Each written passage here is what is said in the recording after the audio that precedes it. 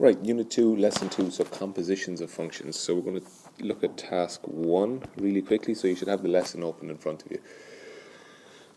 So we say that functions are composed when one function becomes the input of the other. So if we have two functions, right, so if we have f of x and we have the function g of x, well, we compose them when we say that we're going to put g of x as the input of f.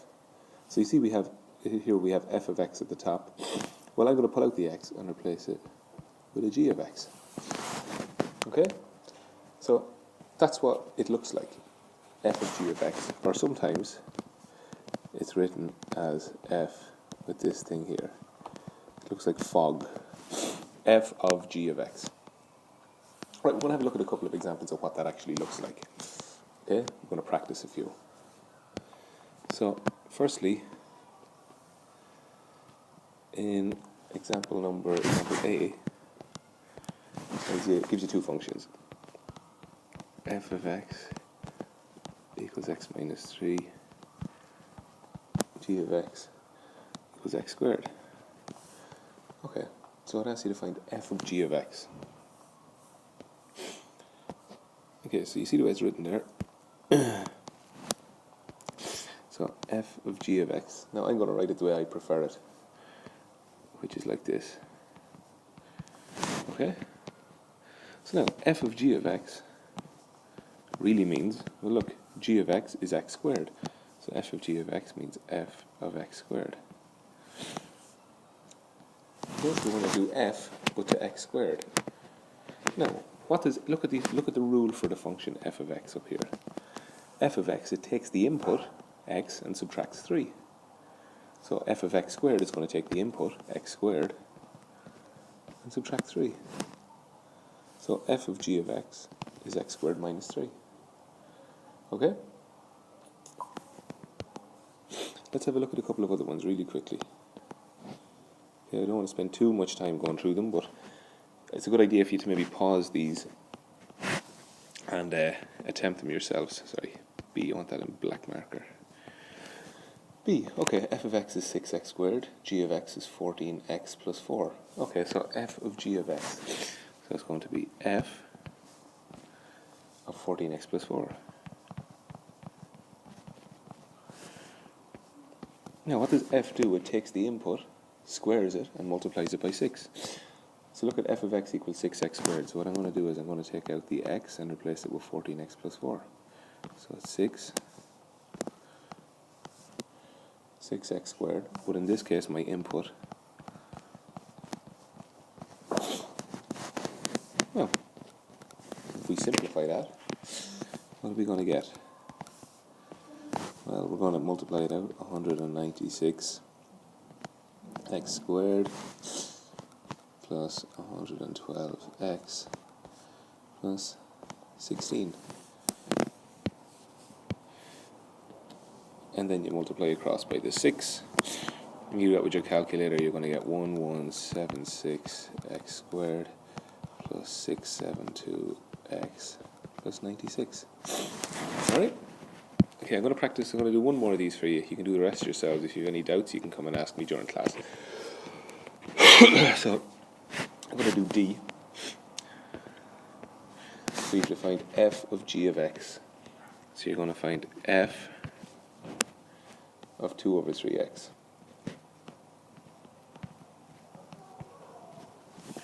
Okay, now what does f do to its inputs? It takes the square root of the input minus 1. Square root of the input minus 1. There you go. That's D. Okay, that's task 1. Let's have a look at task 2.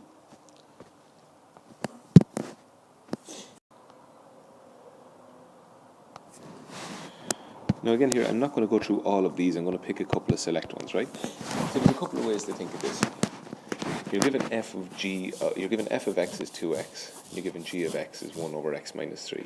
So you have to find f of g of 0. Okay?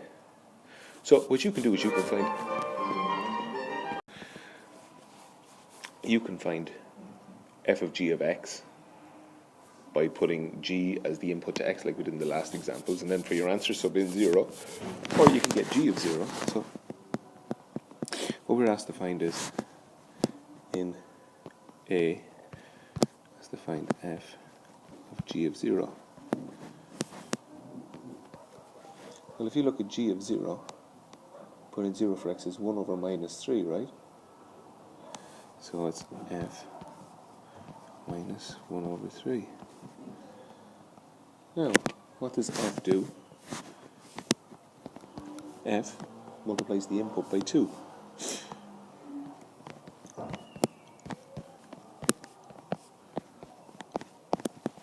Okay, so f of g of 0 is minus 2/3. Okay, now let's go back up. Let's scroll that up to up high. Well, we won't do B. Hold on. We'll change that and we'll do C. F of 4. So it's f of 4. Okay, first look at what's f of 4. If you plug 4 into f, you get 8. F of 4 is 2 times 4, which is 8. So f of 8, okay, because f of 4 is 8. And then f of 8 is 16. Okay.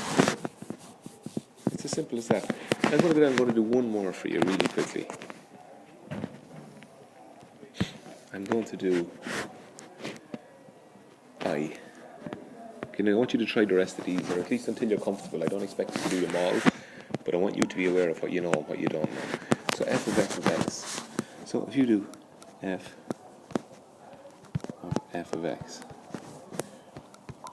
that's f of 2x, because f of x is 2x. Okay, and what does the function f do? Well, it multiplies the input by 2. Okay, that's how it works. So try these out, and if you're not sure, make sure you come and ask me for some help on this. Okay.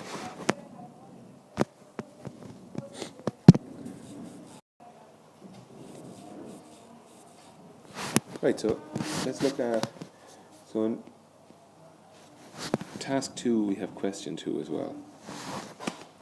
So let's have a quick look at this here. So f of g of x, and we have to write the domain and range. So let's have a look.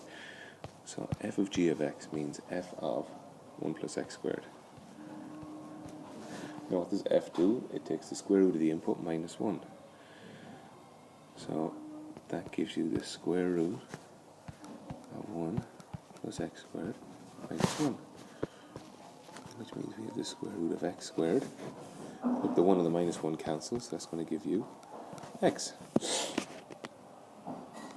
Now, what's the domain? So that's basically telling you that our function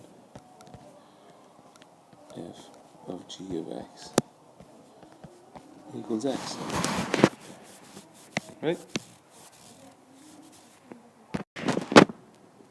Now we're going to have a look at the idea of what it means to find the domain of a composition, right? So if we go back to the very start of this, just look at this piece here that we've just been dealing with. So it's f of g of x. So that means we're starting with g of x, we're putting it into f, and we're getting a function. So let's have a look. So it's f of g of x. So we start with g of x. So this is to look at the domain. G of x equals, what was it, 1 plus x squared?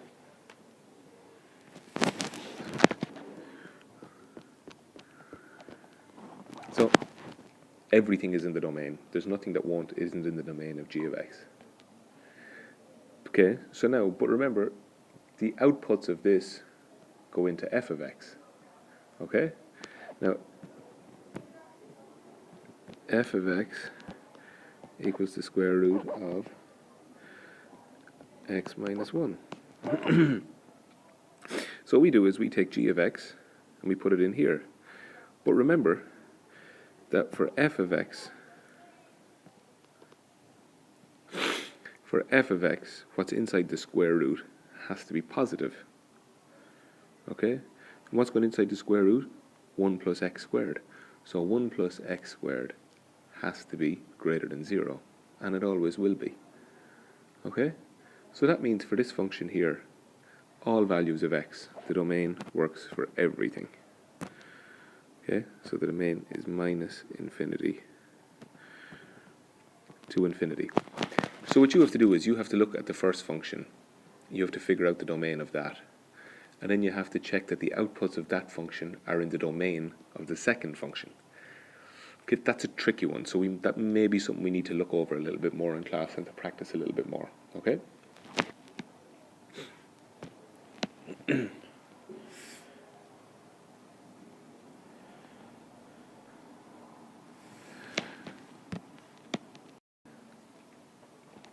And finally, we're going to look at task 3, figuring out compositions from a graph. Okay, so let's have I'm going to make up a quick example, and I'm going to get you guys then to work from there. Okay, so if you're given this function like this, and you're given another one like that, and you're asked to find, told that this is f and this is g, so that you're told to find f of g of 0. Sorry, that's not the ideas. Okay, what's the first thing you do? You find g of 0. G of 0, you go to the g function. When x is 0, g is minus 1. So basically you're finding f of minus 1. Just let me go through that again. So to find g of 0, you're looking at the g function, which is the bottom blue line. Go where x is 0, and you go down until you make the function. Okay? And that gives you minus 1. So g of 0 is replaced with minus 1, so you're looking for f of minus 1. So you go back to minus 1, and you go up till you meet the function, and in that case it looks like it's what, about 3? So f of g of 0 is the same as f of minus 1, which is 3. Okay? So try that with the other ones there and see how you get on.